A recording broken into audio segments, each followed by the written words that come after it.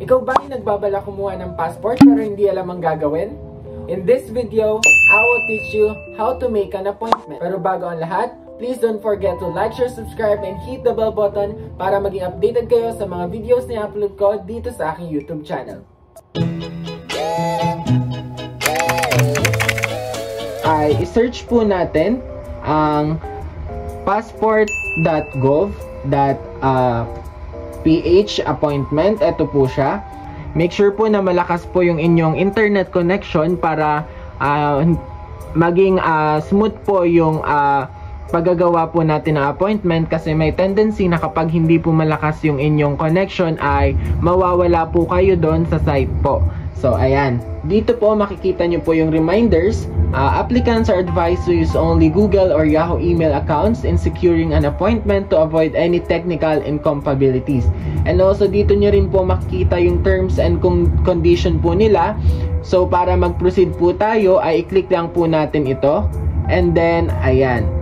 And then nandito po yung start individual appointment and start group appointment. Since kayo lang naman po ang gagawa ng appointment, i-click po natin itong start individual appointment. And after that, makikita nyo po dyan yung region, country, site, office name, office address, contact number. So dito po sa region, syempre tayo po ay nasa Asia Pacific, and also we're in the Philippines po. Ayan.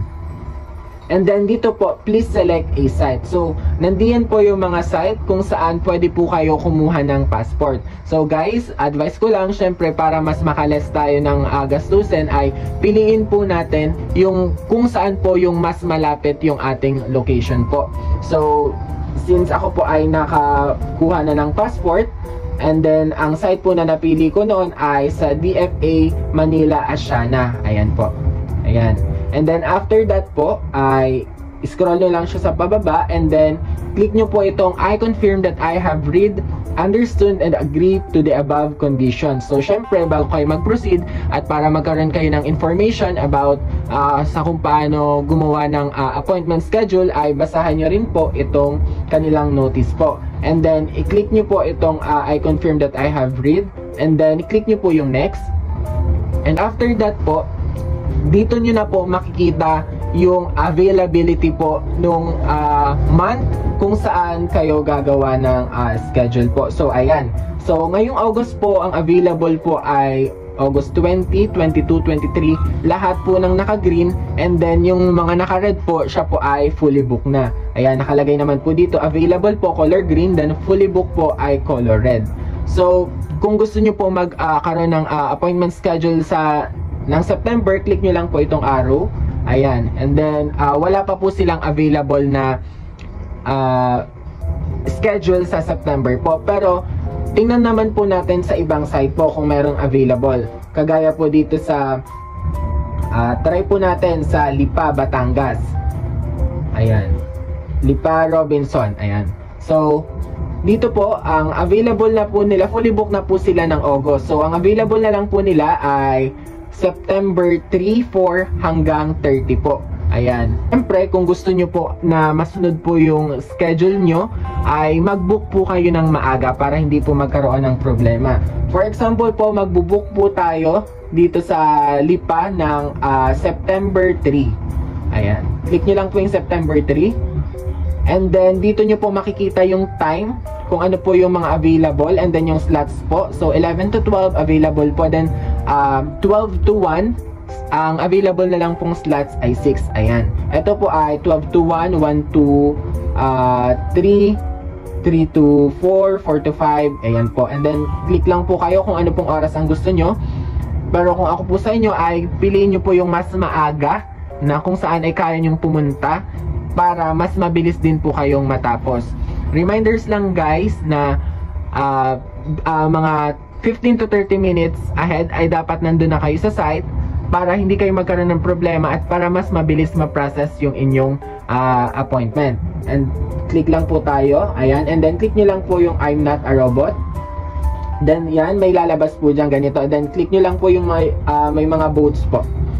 Ayan. Ayan. And then verify. So after po ma-verify ay click nyo lang po itong next. So ayan. So dito po ay may warnings po dito. Ensure that all details in the name are correct and the date of birth fields are correct. Kasi kapag hindi po correct yung information na nilagay nyo, ay magkakaroon pa po kayo ng problema, lalo na po sa appointment schedule nyo. Basahin nyo lang po yan. And then, click nyo po yung I agree. Dito po ay ilagay lang po natin yung ating phone number. Ayan. Dito din po sa mobile number, lagay lang po natin. And then, lagay po natin dito yung ating email address. Then, confirm email address. Edward Mokil at gmail.com.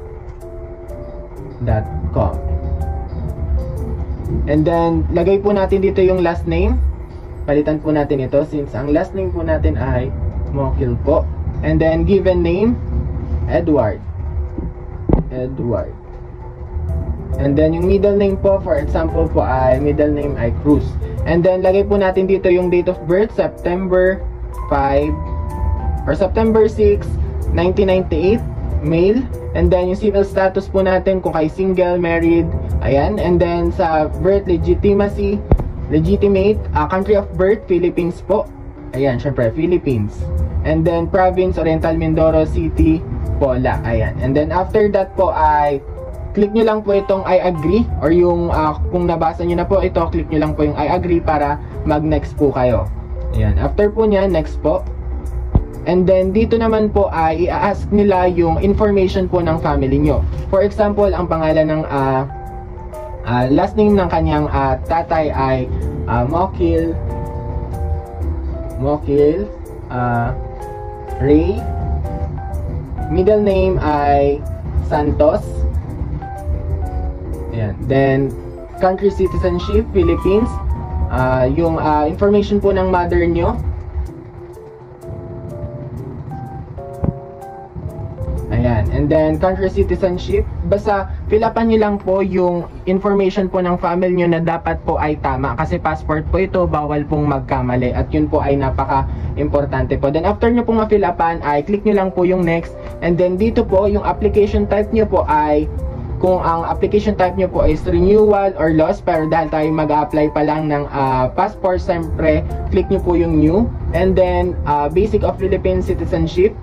Ang basis po natin ay birth, yung requirements po na dadali natin, birth certificate, and then foreign passport holder, no, emergency or contact person po na pwede pong tawagan.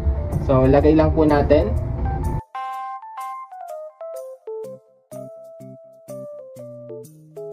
After po nyan, ay click nyo lang po yung next. And then, dito po ay i-ask naman nila yung inyong current address, city, province, occupation, office number. And then, right after nyo pong mailagay yung personal information nyo po, ay kailangan nyo pong magbayad ng 950 pesos. And kung gusto nyo naman po itong ipa-deliver, ay mag-add po kayo ng 250 pesos. Pero dun po sa case na nangyari sa akin, ay nag-add lang po ako ng 150 pesos kasi dun na po ako nagbayad sa kanila. And then after po ninyong makapagbayad ay makakatanggap po kayo ng email confirmation na kung saan yun po ay ipapaprint ninyo at dadalhin nyo po sa site na napili ninyo. At syempre, bago kayo pumunta sa site na napili nyo, make sure na meron kayong 1 original copies and photocopy of your PSA, 1 original ID and a photocopy of your valid ID. And make sure nyo lang po na kompleto po lahat ng pinapaprint nila nang sa ganun ay hindi po kayo magkaroon ng problema at maging maayos po yung process ng inyo pong pagpapassport. And that's it guys. I hope na natutunan nyo po or may natutunan po kayo sa aking tinuro. Thank you for watching.